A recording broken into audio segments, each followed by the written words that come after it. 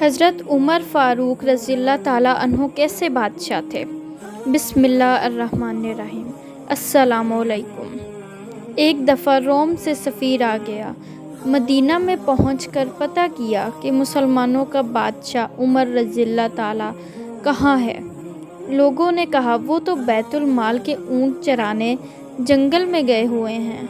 روم کا سفیر حیران ہوا کہ وقت کا حاکم ایسا بھی ہوتا ہے کیا؟ عمر فاروق رضی اللہ تعالیٰ عنہ سے کچھ ملکی معاملات پہ بات کرنی تھی۔ سفیر ڈھونڈتے ہوئے ایک درخت کے پاس پہنچا۔ دیکھا کہ عمر فاروق رضی اللہ تعالیٰ عنہ درخت کے نیچے لیٹ کر آرام فرما رہے تھے، مگر جنگل کا ایک شیر ہے جو عمر فاروق رضی اللہ تعالیٰ عنہ کا پہرا دے رہا ہے۔ روم کے سفیر پر جب شیر کی نظر پڑی تو شیر کے دہاڑنے کی آواز سنائی دی۔ روم کا سفیر چلانے لگا۔ اتنے میں عمر فاروق رضی اللہ تعالیٰ عنہ کی آنکھ کھل گئی۔ پوچھا، کیا بات ہے، کیوں چلا رہے ہو؟ سفیر نے کہا، واہ عمر، تیری حکمرانی کہ جنگل کے شیر بھی تیری ڈیوٹی دے رہے ہیں۔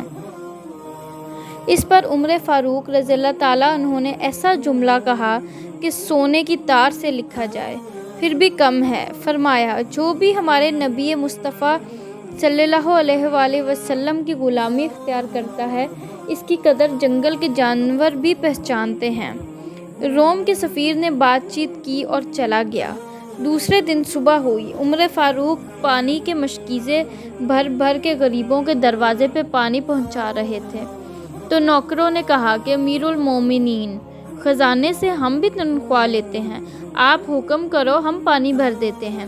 اس پہ عمر فاروق رضی اللہ تعالیٰ عنہ نے کہا، برابر، آپ ٹھیک کہہ رہے ہو، مگر کل روم کا سفیر آیا، اس نے میری تھوڑی تعریف کر دی، اس سے میرے نفس میں کچھ اکڑ آ گئی، اب غریبوں کا پانی بھر کے اپنے نفس کو سزا دے رہا ہوں کہ عمر، تو بادشاہ نہیں، تو غریبوں کا غلام ہے۔